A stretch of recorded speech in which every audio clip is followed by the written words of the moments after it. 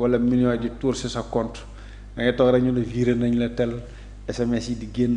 virement temps mail yi di tegloo nga ne waaw kon sama yaay liggéey na de. waaw parce que mos naa ànd ak benn conseil économique social ñuy waxtaan nii may gunge.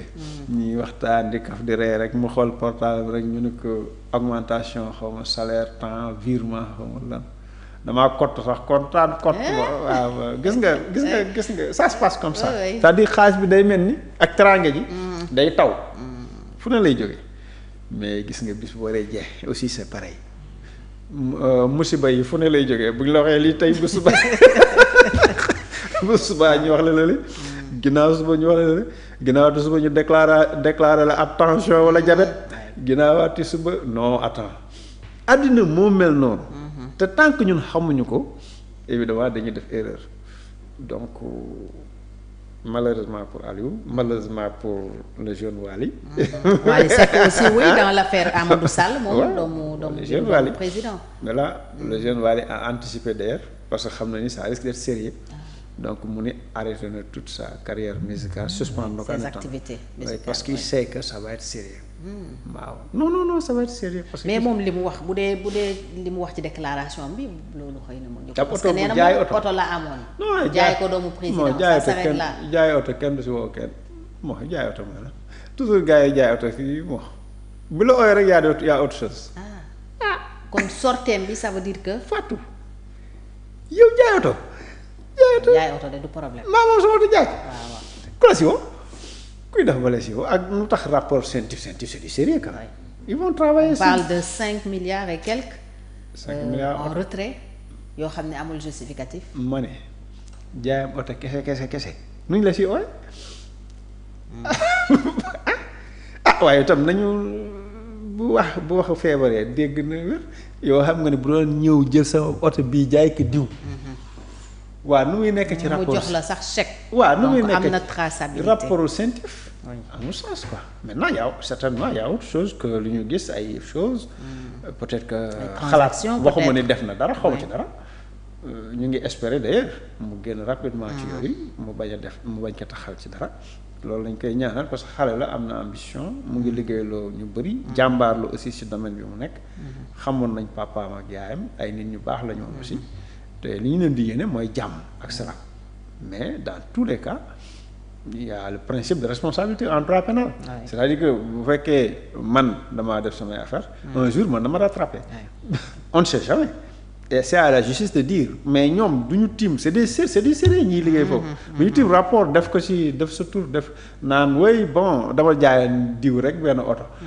combien de gens ñooy jënd oto fii chaque jour mas nga jënd oto boobu moom nga jaay oto boobu moomul wala yow oto bu ñu sàcc loolu je ne vois pas le problème waaw kon daal il faut s'attendre à non c'est le retour de bâton c'est le retour de bâton moment bi nga nekkee ci pouvoir bi moom day neex trop moom xaay bi moom doo xam fu mu jógee mais Assane yi ñuy dégg yëpp tam du neex a weddi ne peut-être Macky mën nañu ko coller benn malgouvernance boo xam ni. si malgouvernance am moom ak àndaloon def. non malgouvernance am na. parce que bu Sonko di wax ak ñi mu àndal dañ naan dañ leen di chargé. wala bouc émissaire lañ leen bëgg a def malgouvernance am na naka jekk y a toujours des malgouvernance mais malgouvernance kenn du si jàpp nit ab président.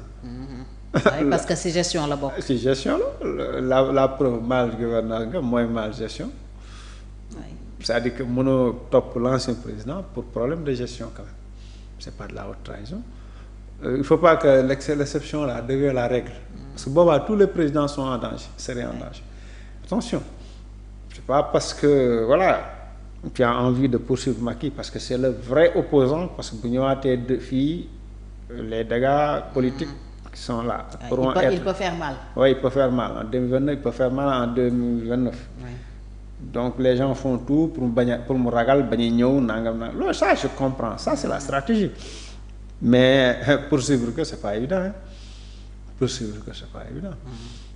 donc d'autant plus qu'un ancien président aussi connaît énormément de secrets il a des trucs il faut pas oublier quand même que Barcelone il a été Brésil ancien président brésilien jël na 27 ans de prison ferme waaw mais moom la Cour suprême s'est rendu compte que voilà moo def lii donc on peut juger toujours un ancien président mais il faut mu tegu ci yoon waaw il faut mu tegu ci yoon. donc en attendant peut-être ay proches am comme Aliou Sall ak ñeneen. ah oui Aliou je craignais beaucoup pour lui c'est vrai que kenn wax ko dara jusqu'ici parce qu'il s'est retiré tôt. Et ce qui a peut-être li ko gën a dimbali mooy dafa teel a perdre maire Guédiawaye xam nga quand tu perds une mairie. après aussi ñu jëlee ko caisse de dépôt consignation mu perdre mairie bi du coup après dafa effacé wu kenn engagé tuwul sauf bi ñu ko déggee ci nouvelle responsabilité mu day ànd ak Amadou Ba xam naa après ci la génn nii dootul sax politique far ça c'était pour éviter ça. D'accord. C'était pour éviter ñu inquiéter ko pour que ñu fàtte ko mais c'est pas évident. yaa ngi xaar tamit doomu Macky ay mbiram sotti parce que moom nekkul fii Amadou Sall non mën na ko parce que ñoom Wally ñëpp c'est dans le cadre de l'affaire Amadou Sall lañ leen di topp. mais Amadou aussi c'est pareil c'est-à-dire que son père avait commis l'erreur mu dugg trop dans les affaires c'est pas comme Ablaye Wade quand parce que Ablaye Wade dafa responsabiliser doomam. jox ko ay postes yi nommé ko ministre du ciel et de la terre. mais fii tamit Amadou joxuñu ko ministère wala direction. mais on sentait qu'il était là. il est en santé gisoo Diomaye sax nee na du daan woo Amadou ñuy waxtaan bi Diomaye nekk dans l'opposition dama woo Amadou Sall mu ne ma nangam waaw gis nga donc Amadou était là. impliqué c'est comme Mariam toute la famille quoi dañu xawoon impliqué di wax ak kii di wax ak kii di jëflante kii di wax ak kii di jëflante là on ne sait jamais c'est comme pour Farba Ngom xam nga Farba n'était pas détenteur des charges publiques yorul ay responsabilités publiques mais comme il da doon manipuler beaucoup d'argent les gens se sont dit di doxal président yenn yi waaw yenn yi ainsi de suite donc Amadou c'est la même chose parce que damay wax Sénégal moo dama ko daan wax ci Karim Wade ma koy répéter fii mënoo jox président de la République caisse noire ba pare di bañ jabaram wala doomam yor xaalis. waaw amul sens dès lors que nga jox président caisse noire ay milliards doomam ak jabaram mën na ci bénéficier wu. bien sûr.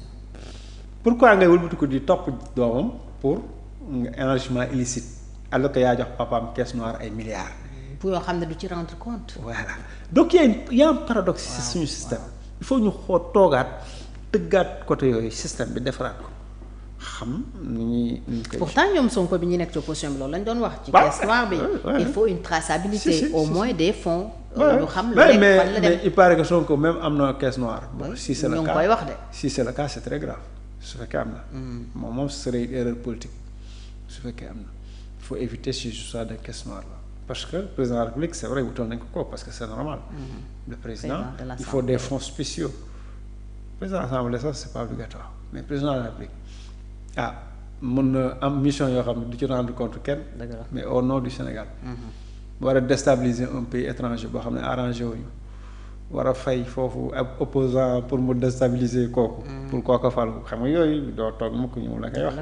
du ko expliquer donc je donne un exemple terre à terre comme ça rek. wala même pour la